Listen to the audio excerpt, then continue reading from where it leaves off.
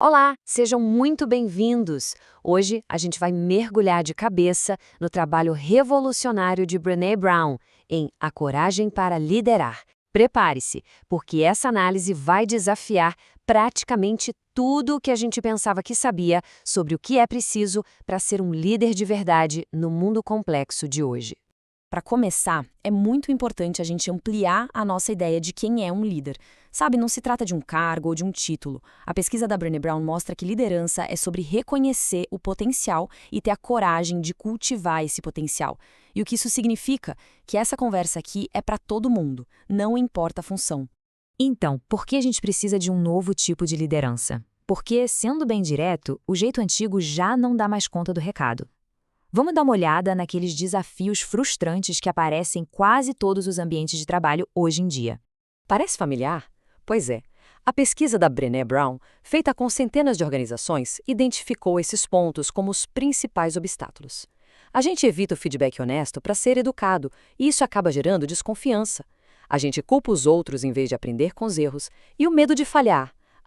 Esse sufoca a inovação. No fim das contas, não são problemas de gestão, são problemas profundamente humanos. Ok, se o problema é tão humano, tão universal, qual é a solução? A resposta, como a gente vai ver, é bem surpreendente. E ela exige que a gente desaprenda uma das nossas crenças mais antigas sobre o que é ser forte.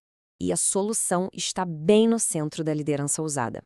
É uma verdade que pouquíssima gente reconhece, principalmente no trabalho: a coragem de ser vulnerável.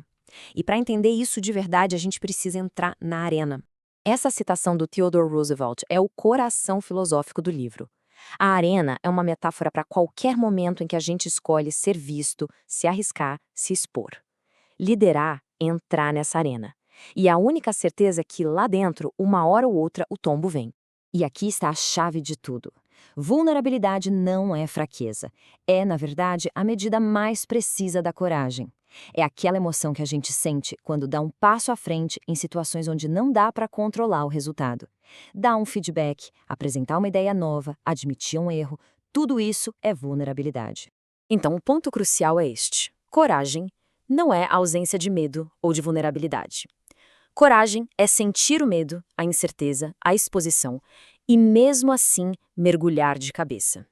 É a disposição para se mostrar e ser visto, com tudo o que isso envolve. Mas para a gente conseguir abraçar essa ideia de verdade, primeiro precisamos encarar de frente os mitos que nos impedem. Aquelas historinhas que a gente conta para nós mesmos sobre vulnerabilidade e que nos mantém seguros, pequenos e fora da arena. O maior mito de todos é que vulnerabilidade é fraqueza. Mas como a Brené Brown costuma perguntar para líderes no mundo todo, de generais a CEOs, cite um único ato de coragem que não exigiu vulnerabilidade. A resposta é sempre um silêncio total. O segundo mito é achar que a gente consegue fazer tudo sozinho. Mas a nossa biologia está programada para conexão.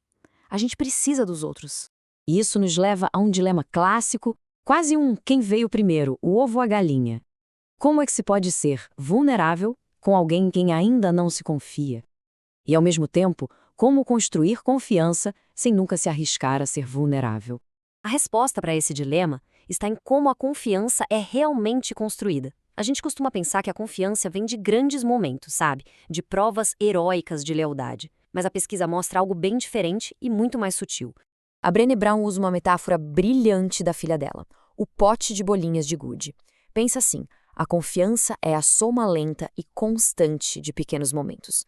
Alguém que lembra o nome dos seus pais, que te oferece um espacinho na mesa lotada, que guarda um segredo. Cada um desses atos adiciona uma bolinha no pote. E a gente só se permite ser vulnerável com as pessoas cujos potes estão cheios. Confiança e vulnerabilidade crescem juntas, de pouquinho em pouquinho.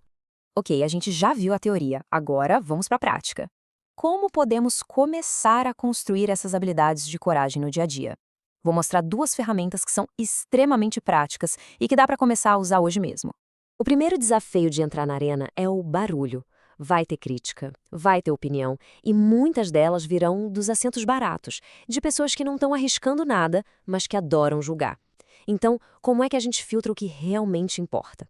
Essa é uma ferramenta poderosa. O papel é pequeno justamente para forçar a gente a escolher bem. E não é para colocar ali o nome de quem sempre concorda, mas sim daquelas pessoas que respeitam a gente o suficiente para dizer a verdade, mesmo quando é difícil. E que vão ajudar a levantar depois da queda. O feedback dessas pessoas é ouro, o resto é só ruído.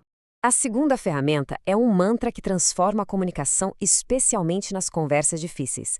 Parece uma coisa simples, mas é profundamente poderoso. Muitas vezes a gente evita ser claro para não magoar os sentimentos de alguém, né? A gente diz para nós mesmos que estamos sendo gentis, quando na verdade estamos sendo indelicados. Deixar as expectativas pouco claras e depois culpar alguém por não atendê-las é indelicadeza. Falar sobre as pessoas em vez de falar com elas é indelicadeza. A clareza é um ato de respeito. E assim, a gente chega na nossa última parte, no centro da questão. Depois de desmascarar os mitos e aprender as ferramentas, a decisão de entrar na arena, bom, essa é individual. A descoberta mais otimista da pesquisa da Brené Brown é esta: coragem não é algo que nasce com a gente. É uma habilidade, um conjunto de práticas que podem ser aprendidas. Ninguém precisa ficar para sempre sentado na arquibancada. E o ponto central é este: a vulnerabilidade não é uma opção para uma liderança corajosa, ela é o pré-requisito, é o caminho, e não existem atalhos. Então, a questão final não é se a gente vai falhar ou cair na arena, porque isso é uma garantia. A verdadeira pergunta, a que define uma liderança ousada, é o que acontece depois. É sobre ter a resiliência e a coragem de se levantar, sacudir a poeira e ousar grandemente mais uma vez.